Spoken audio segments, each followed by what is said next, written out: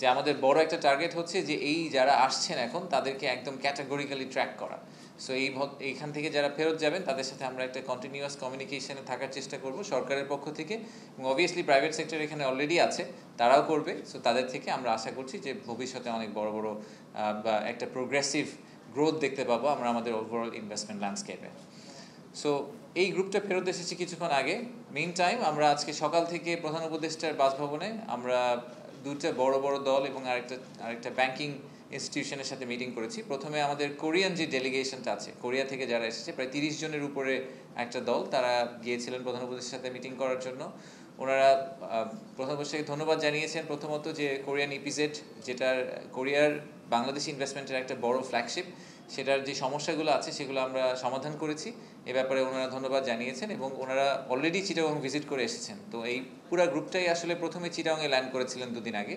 ওনারা Korean visit করেছেন, ওনারা মিরেশ্বরে ভিজিট করেছেন এবং এখান থেকে বেশ কয়েকটা মাল্টিপল ইন্ডাস্ট্রিজ আমাদেরকে আজকে তারা বলেছেন যে তারা অনেক দিন ধরে বাংলাদেশের কথা চিন্তা করছেন। কিছু লোক আগে এসেছিলেন কিন্তু ইনভেস্টমেন্টের ডিসিশন নেননি, কিছু মানুষ প্রথম আসলেন এবং তারা সবাই খুবই পজিটিভলি একটা আউটলুক নিয়ে ফিরে যাচ্ছেন। সেক্টরগুলোর কয়েকটা নাম বলি। ওখানে আমরা টেক্সটাইল অ্যান্ড গার্মেন্টসের একটা বড় গ্রুপ ছিল, ফার্মাসিউটিক্যালের একটা গ্রুপ ছিল, ডিজিটাল ইকোনমি সাইডের একটা গ্রুপ ছিল, ভেঞ্চার ক্যাপিটালের একটা গ্রুপ ছিল। So it's a very mixed group এবং লজিস্টিক্সের একটা বড় গ্রুপ ছিল ইনফ্যাক্ট, এবং কোর ম্যানুফ্যাকচারিং যেটা, এরকম ম্যানুফ্যাকচারিংয়ের বেশ কয়েকটা ইউনিট ছিল।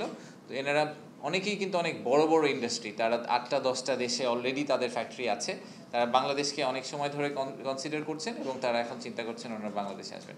তো আমরা এটাকে খুব পজিটিভলি দেখছি। বেশ কিছু ডেভেলপমেন্ট প্ল্যান এবং অ্যাকশন নেওয়া হয়েছে যে কীভাবে ওনাদের সাথে আমরা এই অ্যাক্টিভিটিটাকে কন্টিনিউ করতে পারি। তারপরে একটা চাইনিজ ইনভেস্টমেন্ট গ্রুপ ছিল, ওখানেও এরকম খুবই একটা মিক্সড সেট আপ। কনস্ট্রাকচার্স, অনেক বড় বড় কনস্ট্রাকশন কোম্পানি যারা অলরেডি বাংলাদেশে আছেন, আরও ব্যবসা করার কথা চিন্তা করছেন।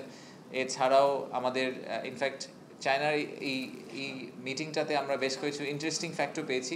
সবই আশার খবর বলবো তা না, একই সাথে এটাও জানতে পারলাম যে ওনাদের লাস্ট 4-5 বছরে ওনারা অনেক এক্সপিরিয়েন্স শেয়ার করেছেন। ওনারা বলেছেন যে দেখেন আপনারা এই হাই লেভেলে যখন আমাদেরকে বলেন যে দেশের এই প্ল্যান আপনারা করছেন, দেশের এই সুবিধা আছে, ওনারা জিনিসটাকে খুব পজিটিভলি নেন। বাট গ্রাউন্ড লেভেলে গিয়ে যখন ওনারা আমাদের সাথে ইন্টারাক্ট করেন তখন আর ওনারা সেম লেভেল অফ সাপোর্টটা পান না। তো ওনাদের অনেকের এরকম সিচুয়েশান আছে। আমাদেরকে একজন উদ্যোক্তা আজকে বলেছেন, উইচ ইজ ভেরি আনফর্চুনেট, উনি বলেছেন যে উনি অলরেডি বাংলাদেশে অপারেট করেন, উনি বাংলাদেশে আরও বড় বেশ কয়েকটা ফ্যাক্টরি দিতে যাচ্ছিলেন। তো ওনাকে আমরা একটা লাইসেন্স দিতে গত 3.5 বছর ধরে ঘুরিয়েছি। জাস্ট একটা লাইসেন্সের জন্য উনি 3.5 বছর ধরে একটা ফ্যাক্টরি সেট আপ করতে পারছেন না। And it's very unfortunate. এবং অ্যান্ড বেসিক্যালি ওই 3.5 বছরে আমাদের দেশ we have lost $200 million of business. হ্যাঁ, সো একটা কোম্পানি থেকে। তো এরকম আমি শিওর যে আরও অনেক গল্প আছে আমাদের অনেক ব্যবসায়ীর, যে তাদেরকে আমরা ওই সুযোগটা দিতে পারিনি। আনফর্চুনেটলি এই দায়িত্বটা আসলে সরকারের উপর এসে পড়ে। উনি বলছেন যে ওনার অলরেডি ফ্যাক্টরি আছে, ওনার ওয়ার্কার আছে, উনি ওয়ার্কারদের খুব ভালোবাসেন, উনি চাচ্ছেন যে আরও 10,000 মানুষকে চাকরি দিতে। কিন্তু উনি যখন সরকারের কাছে এসে এই সাপোর্টটা যাচ্ছেন তখন সরকার ওনাকে সাপোর্টটা দিতে পারছে না। তো এই ব্যাপারগুলো নিয়ে আমাদের আরও অনেক কাজ করার আছে।